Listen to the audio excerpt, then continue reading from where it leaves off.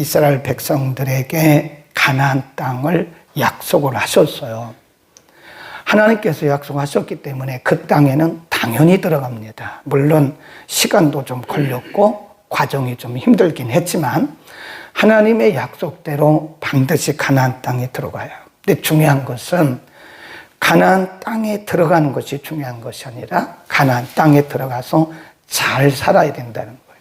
이 잘 산다는 것은 잘 먹고 잘 사는 것이 아니라 하나님께서 그들에게 가르쳐 주신 법도가 있습니다. 법도, 규례. 그러니까 가나안 땅에 들어갔지만 만일 자기들 생각대로, 자기들 방식대로 들어가면 얼마 못 가서 망해요. 근데 하나님께서 지금 이스라엘 백성들이 가나안 땅에 들어가기 전에 모압 땅에서 아주 세밀하게 말씀하시는 거예요. 하나님과의 관계는 이렇게 해라. 이웃과의 관계는 이렇게 해라. 공동체는 이렇게 해라. 오늘 본문에도 여러 가지 주제를 말씀하고 있는데요. 1절부터 쭉 내려가 보면 9절까지 그런 겁니다. 가나안 땅에 들어가서 사는데 어느 날 들에 보니까 거기 시체가 있는 거예요. 시체가. 사람 죽은 시체가 발견이 됐어요. 그러면 그를 누가 죽였는지 모르잖아요. 물론 당연히 누가 그를 죽였는지를 알면 당연히 판결을 해야 되죠. 그리고 법에 따라 처리를 해야 되죠. 근데 거기 나오는 경우는 어떤 사람이 들에서 죽은 것을 발견했는데 아무도 모른다고요. 그러면 그 성에서 가장 가까운, 그 들에서 가장 가까운 성을 이렇게 재라는 거예요. 거리를 재가지고 가장 가까운 그 성읍에 사는 장로, 장로는 그 성읍의 대표자를 말하는 거거든요. 대표자가 제사장을 불러와라. 이게 제사장은 영적인 리더잖아요. 거기 보면 제사장에게 모든 고난을 하나님이 다 위임을 하셨어요. 그래서 암송아지 하나를 물로 데리고 가서 목을 꺾어라.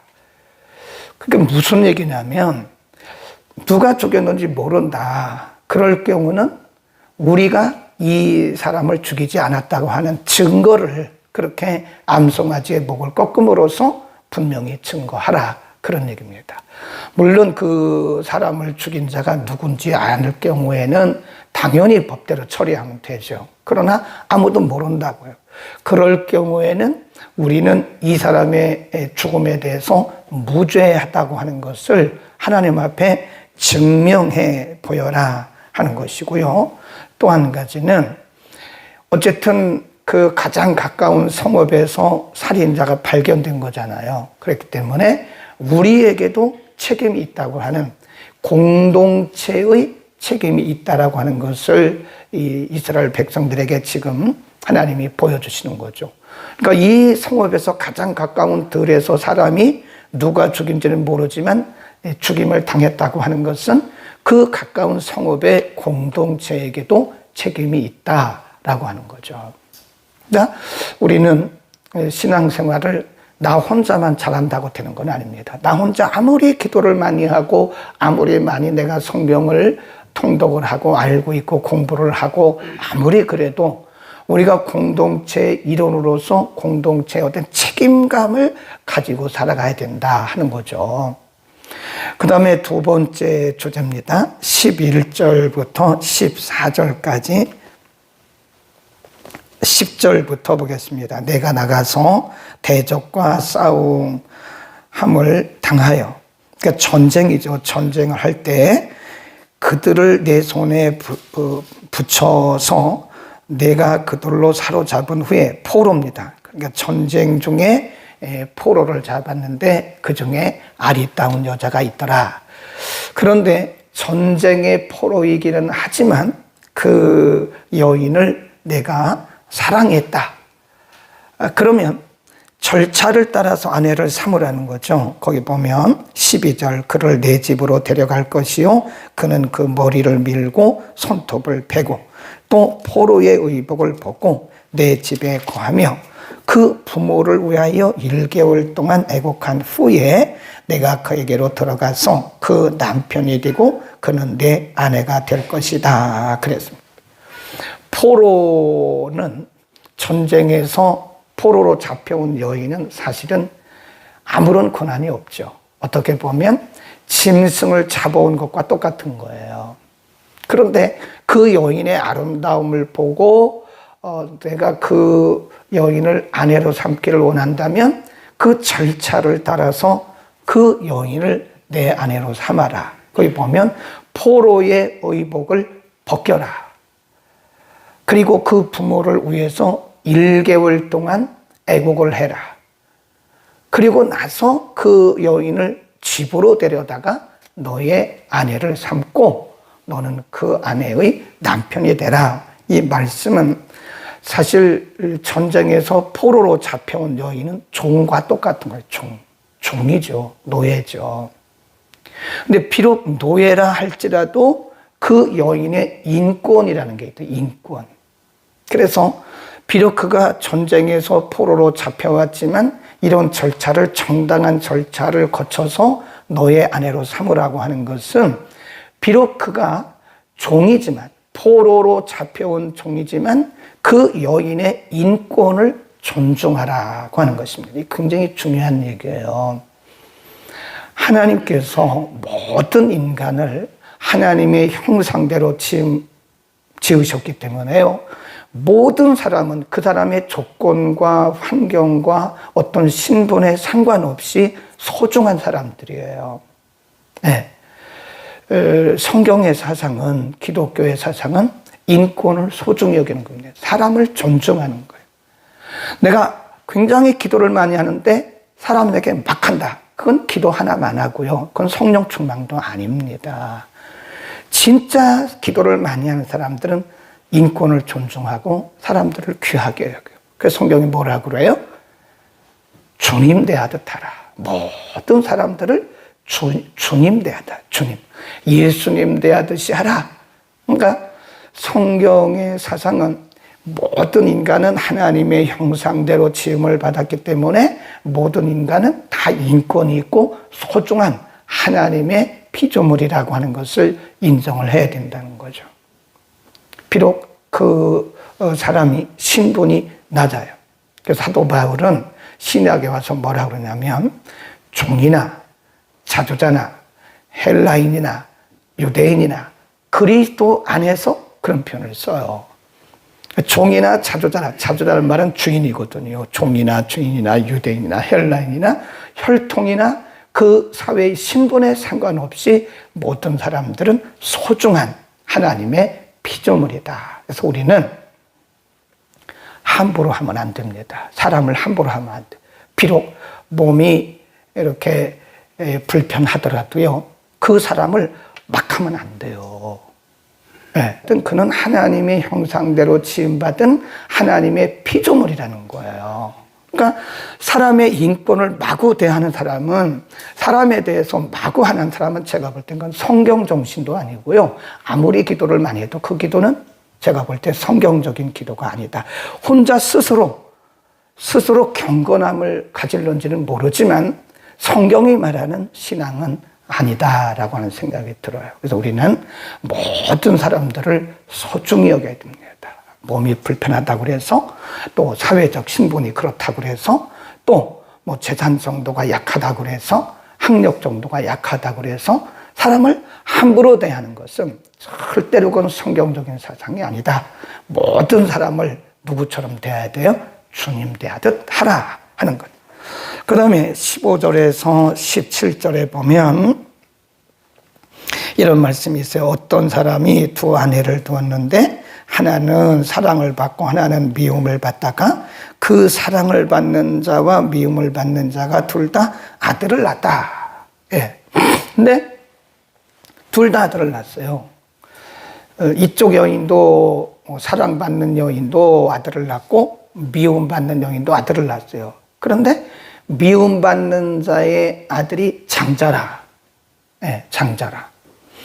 그러면 얼른 생각할 때 자기가 사랑하는 여인을 통해서 낳은 아들을 장자로 하고 싶잖아요. 그런데 성경은 뭐라 그러냐면 아니다. 미움을 받는 여인이든 사랑을 받는 여인이든 처음 난 사람이 너의 장자다. 너의 기력의 시작이다. 그래요. 그러니까 이것은 우리에게 뭘 말씀하냐면 미움을 받는 여자는 뭐죠? 이 남자에게 있어서는 굉장히 약한 여인이죠. 약자죠. 약자. 그러니까 약자라고 해서 함부로 하지 말라는 거예요. 거기다 써놓으세요. 약자 보호 원리. 공의롭게 하라. 공의롭게. 약자든 강자든 공의로운 삶을 살라. 그런 거죠. 이렇게 편중되게 하지 말라는 거죠. 그래서 약자 보호의 원리다 하는 겁니다. 우리 사회도 보면요, 약자와의 동행, 막 그런 뭐 이렇게 제목도 있고 현수막도 이렇게 붙어 있고 하긴 합디다. 근데 우리 사회가 많이 발전된 사회라는 것을 때로는 느껴요. 불공평한 부분들도 많이 있긴 하지만 그래도 약자들에 대해서 많이 배려하는, 약자들에 대해서 굉장히 배려하는 그런 모습이 조금씩 보여져서 우리나라도 이제는 복지국가에 서서히 접근을 하고 있구나 하는 생각을 합니다. 그러니까 우리가 보면 서양에서 보면요, 항상 약자가 우선입니다. 요즘에는 우리나라도 보면 장애인 주차구역이 따로 있잖아요. 거기다 차 댔다가는 벌금이 몇십만 원 나옵니다. 벌점도 굉장히 커요. 네. 철저하게 보여요. 법이 그를 보호하는 거예요. 네. 우리가 차를 타보면, 이 전철이나 이렇게 보면 노약자 보호석이 있잖아요. 노약자 보호석. 그 다음에 장애인 보호석. 그러니까 항상 서양이 우리보다 먼저 성경이 들어갔잖아요. 그 사람들의 문화를 보면 항상 약자가 먼저예요. 여인이 먼저고, 그러니까 약자, 몸이 불편한 사람들, 그 다음에 여인들 먼저 하고, 그리고 나서 건강한 남성들이 가더라. 근데 그것은 성경적인 원리에서 온 겁니다. 약자들을 보호하는 것은 철저한 하나님께서 기뻐하시는 것이다. 약하다고 해서 약자라고 해서 우리가 함부로 하는 것은요, 그건 하나님께서 정말 기뻐하지 않으세요. 하나님 복 주시지 않아요. 약자들을 함부로 하고 약자들에 대해서 우리가 하대하듯이 하는 것은요, 큰일 납니다. 어느 날 애들을 예수님께로 데리고 왔어요. 부모들이 그 애들에게 안수해주고 축복해 주시기를 바라서 애들을 데리고 왔다고요. 그럼 우리는 뭐라고요? 애들은 가 그러잖아요. 거기서 말씀한 애들이라고 하는 것은 실질적인 나이가 어린 애들을 의미하기도 하지만 사회적인 약자예요. 예수님이 그의 공생애 동안 가장 가까이 하고 사회에서 소외되어진 사람들, 그 사회에서 인정받지 못하는 사람들과 늘 예수님이 함께 하셨다는 거예요. 그래서 교회는 항상 약자들을 배려하고 약자들을 먼저 생각하는 그런 약자 보호의 원리가 적용이 돼야 됩니다. 우리가 조금 불편하더라도요, 약자들이 조금 이렇게 우리를 불편하는 거에 대해서 불편함을 느끼면 안 돼요. 약자들이 하는 그런 모습을 보고 우리는 참 아름답게 보고 그들을 보호해주고 받아줄 그런 마음을 가져야지, 건강한 우리들끼리 모여가지고 하고 저 약자들이 하는 그런 모습에 대해서는 불편하다, 그런 생각을 하는 것은 성경이 우리에게 가르치는 사상과는 너무도 멀다. 그래서 교회든 교회 밖이든 우리는 하나님의 명령입니다. 약자를 보호해야 된다 하는 거고요. 마지막 조제 18절로 갑니다. 사람에게 완악하고 패역한 아들이 있어 그 아비의 말이나 그 어미의 말을 순종치 아니하고 부모가 징책하여도 듣지 아니하거든 그 부모가 그를 잡아가지고 성문에 이르러 그 성읍 장로들에게 나갈 것이다. 그리고 그를 돌로 쳐 죽여라. 21절에 보면 그 성읍의 모든 사람들이 그를 돌로 쳐 죽일지니 이같이 내가 너희 중에 악을 제하라. 악이라고 그래요. 악. 패역한 자녀들. 악이라고 그럽니다. 그래서 장로들에게 데리고 가고 거기서 판결을 한 다음에는 많은 사람들 앞에 세워놓고 그 성읍 사람들이 돌로 던져가지고 그를 죽이라. 생명을 사랑하시는 하나님께서 왜 이렇게 말씀을 하셨을까요? 그건 부모의 권위에 대한 도전입니다. 거기 그랬잖아요. 아비의 말을 순종치 아니하고 어미의 말을 순종치 아니한 패역자. 그걸 패역자라고 그래요. 패역자. 그 여러분 우리가 그걸 뭐라 그러냐면 성경 밖의 사람들은 패륜 그럽니다. 륜이란 말은 윤리를 말해요. 윤리를 저버린 사람 패륜아. 그러니까 우리 사회에도 패륜아들이 너무 많아요. 네, 어른 중에도 패륜아가 있고 아이들 중에서도 패륜아가 있어요. 패륜자. 하나님은 이런 사람들을 악이라고 그래요. 악. 부모의 말을 거역하는 자들을 사람들이 보는 앞에서 공개적으로 돌로 쳐 죽여라 할 만큼 이런 부모의 권위에 대해서 불순종하는 거기 때문에 그런 사람들은 돌로 쳐 죽여도 된다라고 말씀해요. 만일 요즘에 돌로 쳐 죽인다면 아마 돌에 맞아 죽을 사람들 굉장히 많습니다. 네. 돌에 맞아 죽어야 할 사람들이 엄청나게 많을 거예요. 다행히 우리가 이 신약 시대에 살기 때문에 그렇지 구약 시대처럼 돌로 쳐 죽이라 그러면 아마 이 거리가요 시체들로 가득할 것 같아요. 하나님은 왜 이렇게 말씀하셨나? 부모의 권위, 거기다 써놓으세요. 부모의 권위를 존중하라고 하는 겁니다. 하나님은 철저하게 질서의 하나님이세요. 그래서 하나님께서 나라에도 권위자를 세우셨고 가정에도 권위를 통해서 질서를 세우셨고 교회도 권위를 통해서 질서를 세우셨습니다. 계급은 아니죠. 그러나 하나님의 통치하시는 질서의 방법입니다. 그래서 하나님이 이 세상을 통치하시는 수단이 뭐냐면 질서를 통해서 성경을 보면 신약 성경을 보면 철저하게 질서입니다. 가정도 질서가 있어야 돼요. 그래서 인정하고 부모에 대해서 마구하는 부모를 학대하고 부모에 대해서 마구하는 사람이 그 좋은 학교 나오면 뭐래요? 사람 노릇하는 그 사람들은 못하는 거잖아요. 부모를 무시하는 사람은 사람 노릇 못하는 거거든요. 좋은 학교 나오면 뭘 합니까? 좋은 회사 다니면 뭘 합니까? 좋은 직장 다니면 뭘 하냐고요? 공부 많이 했으면 뭘 하냐고요? 사람이 사람답게 살아야 사람이고 하나님이 우리에게 주신 그 권위를 인정하고 질서를 따라야 그것이 하나님이 기뻐하시는 인생이지. 그래서 우리는 가정에서도요, 이 자녀들 그냥 아유 좋다, 귀하다 그렇게만 말해서는 안 돼요.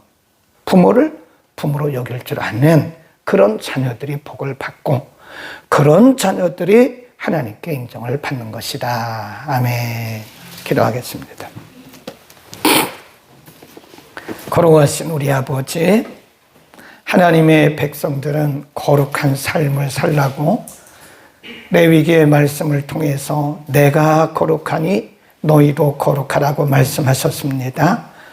이스라엘 백성들이 가나안 땅에 들어가는 것이 중요한 것이 아니라 가나안 땅에 들어가서 거룩한 백성들로서 거룩하게 사는 것을 하나님 원하소서.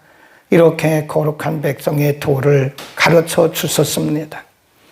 우리가 하나님을 알지도 못할 때 그리스도를 믿는 믿음을 복주시고 그 믿음을 통해서 우리를 거룩하게 말씀하시고 거룩한 백성의 반열에 세우신 주님, 우리가 입으로만 믿음을 외치지 말게 하시고 우리의 삶을 통해서 거룩한 삶을 통해서 경건한 삶을 통해서 우리의 믿음을 증명하게 하옵소서. 삶으로 증명되지 않는 믿음은 온전한 믿음이 아닌 것을 고백합니다. 하나님, 우리가 온전할 수는 없지만 완벽할 수는 없지만 하나님의 말씀을 따라서 죄 많고 위험 많은 세상, 유혹 많은 세상, 불의와 불법이 많은 세상을 탓할 것이 아니라 우리 한 사람 한 사람이 말씀을 따라 경건하고 거룩한 삶을 살아가도록 은혜를 더하시고 우리 모두에게 거룩한 영, 경건의 영을 부어 주옵소서. 예수 그리스도의 이름으로 기도드립니다. 아멘.